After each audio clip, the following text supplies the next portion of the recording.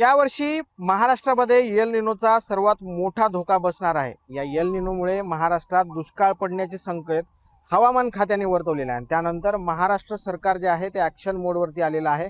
महाराष्ट्रात जे धरणं आहेत त्या धरणातील पाणी 31 ऑगस्ट पर्यंत पिण्यासाठी आरक्षित करण्याचे आदेश राज्य सरकारने दिलेले आहेत आणि त्यामुळे परभणीतील ऊस उत्पादक शेतकरी जे आहेत ते चिंतेत सापडले आहेत। मोठ्या प्रमाणामध्ये परभणीमध्ये ऊसाची लागवड केली जाते आणि ही जी ऊसाची लागवड आहे ती जायकवाडी त्याचबरोबर येलदरीमधून सुटणाऱ्या पाण्यावरती या सगळी ऊसाची भिस्त असते। मात्र यावर्षी जे आहे ते आता आवर्तनं बंद केल्यामुळे ही ऊसाची शेती अडचणीत सापडली आहे। दुसरीकडे यापूर्वी देखील पाटबंधारे विभागाकडनं वेळेत पाण्याची आवर्तनं न सोडल्यामुळे या ठिकाणची जी ऊसाची शेती आहे ती आपल्याला सुकताना पाहायला मिळते। मी सध्या पोखर्णी शिवारामध्ये आहे आणि पोखर्णीची ही ऊसाची लागवड आहे। आपण जर बघितलं तर या ठिकाणी जायकवाडी धरणामधून पाणी येतं। मात्र पूर्वी जे आहे ते पाटबंधारे विभागाकडनं वेळेत आवर्तन न सोडल्यामुळे या ठिकाणची शेती सुकून जात आहे आणि दुसरीकडे आता राज्य सरकारने काढलेल्या निर्णयानुसार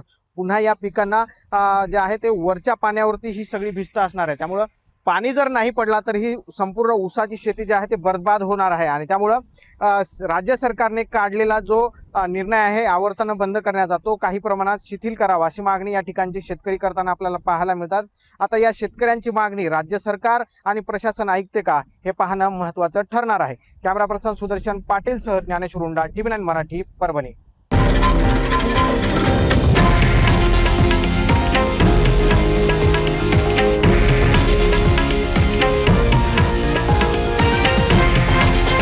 हे आहे देशातील नंबर 1 न्यूज नेटवर्क आणि आपण पाहत आहात TV9 मराठी, एकमेव।